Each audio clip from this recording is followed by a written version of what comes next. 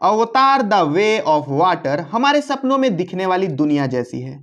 समुद्र के किनारों पर घूमना, जंगलों में डालियों पर चढ़ने और झूलने का, गोता लगाने का, मछलियों को छूने का। जेम्स कैमरून की अवतार 2 यानी साल 2009 में आई फिल्म का सीक्वल एक ऐसे परिवार की कहानी जो प्रकृति, समाज, दैवीय शक्ति और अपने दुश्मनों से संघर्ष करता है। दुनिया में लगभग हर इंसान यही करता है। जैक सली, जो कि पहले अवतार में एक इंसान था, अब वह पैंडोरा पर नावी बन चुका है। नावी कबीले के सरदार की बेटी नटीरी से शादी कर चुका है। दोनों के 3 अपने और एक गोद ली हुई बेटी है। पैंडोरा के जंगलों में प्रकृति के बीच पेड़ों के ऊपर इनका आशियाना है। कैसे हमारी दुनिया में जब कोई बच्चा पैदा होता है तो अलग अलग धर्मों से उसकी प्रकृति को जोड़ने की पूजा प्रथाएं होती है। इस फिल्म में भी हर बच्चे के जन्म पर उन्हें एवा नाम की दैवीय शक्ति वाले एक चमकदार पेड़ से जोड़ा जाता है ताकि वह अपनी संस्कृति, प्रकृति और उसकी आत्मा को समझ सके। फिल्म में यह संदेश दिया गया है कि हम इंसान भी अपनी प्रकृति से जुड़े। जैक सली अपने लोगों को बचाने के लिए जंगल छोड़कर समुद्री इलाके में बसे द्वीपों के कबीलाई लोगों से मदद मांगने जाता है। समुद्री कबीलाई यानी कि मेटकानिया अनजान जगहों, अलग संस्कृति, अलग व्यवहार या अलग खान पान के लोगों को जिस तरह हम पहली बार में स्वीकार नहीं कर पाते, ऐसे ही सीक्वेंस यहाँ भी है। मेटाकानिया कबीला के लोग शुरुआत में जंगलवासी जैक सील और उसके परिवार को स्वीकारते नहीं हैं।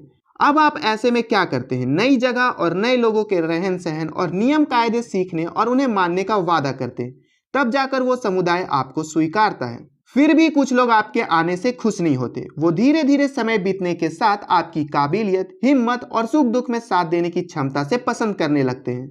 अवतार 2 इंटरवल से पहले सिर्फ आंखों को सुकून देने वाली एक कहानी का इंट्रोडक्शन है। हाफ से ठीक पहले कहानी की शुरुआत होती है। पहला हाफ बेहद स्लो है, लेकिन आप सिनेमा हॉल छोड़कर बाहर नहीं आते, क्योंकि 3D में जब आप घने जंगलों के ऊंचे पेड़ों पर कूदते उछलते जैक सली के बच्चों को देखते हैं तो एक अलग ही आनंद की अनुभूति होती है। दूसरे हाफ में कर्नल माइल्स क्वारिच और उसकी खास हमलावर टीम अवतार बनकर हमला करते हैं। आप कहेंगे कि इसे तो पहले अवतार में नाटीरी ने मार दिया था। सही बात है।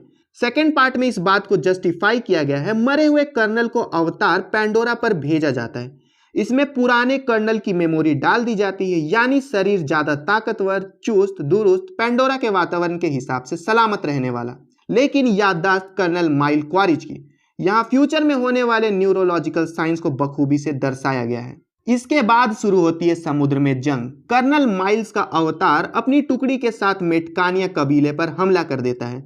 उसे जैक सली से बदला लेना होता है। जैक सली को बाहर लाने के लिए समुद्री कबीले के पालतू जीवों को मारता है।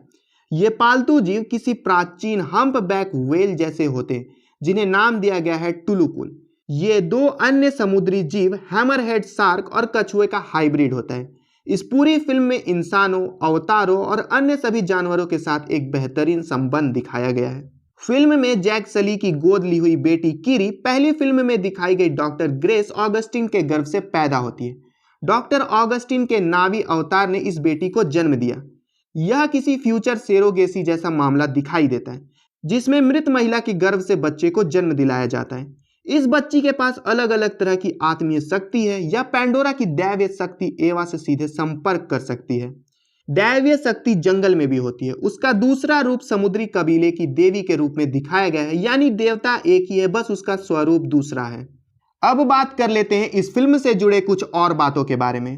पहले अवतार के बाद जेम्स अवतार 2 का सबसे बड़ा हिस्सा पानी के अंदर शूट करना चाहते थे। वो चाहते थे कि इसके लिए वो बड़ी रिसर्च करें। पानी के अंदर उन्होंने रिकॉर्डिंग करने के लिए पहले उन्होंने एक फिल्म को प्रोड्यूस किया जिसका नाम था सैंक्ट्रम। फिल्म साइंटिफिक थी लेकिन ज्यादा चली नहीं। जेम्स कैमरन ने यह फिल्म सिर्फ एक ट्रायल के बेसिस पर बनाई थी। समुद्र के अंदर शूटिंग, यहाँ पर उन्हें थोड़ा आइडिया मिला कि पानी के अंदर शूटिंग कैसे करनी है, क्या टेक्नोलॉजी लगेगी, कितनी मेहनत और कितना खर्च आएगा। जेम्स कैमरन सिर्फ इतने में ही नहीं माने भाई साहब, उन्होंने पैसे खर्च करके दुनिया की सबसे गहरी जगह यानी कि मरियाना ट्रेंच तक जाने वाली पनडुब्बी बनाई। खुद उसमें बैठे और मरियाना ट्रेंच की यात्रा की। दुनिया भर के अलग अलग समुद्री इलाकों के बाहर और अंदर की तस्वीर ली, वीडियो बनाए ताकि वो पैंडोरा की समुद्री दुनिया का नजारा क्रिएट कर सके। सिर्फ इतना ही नहीं, 24 फ्रेम प्रति सेकंड से अधिक की दर पर शूटिंग करना चाहते थे ताकि ज्यादा रियलिटी महसूस हो।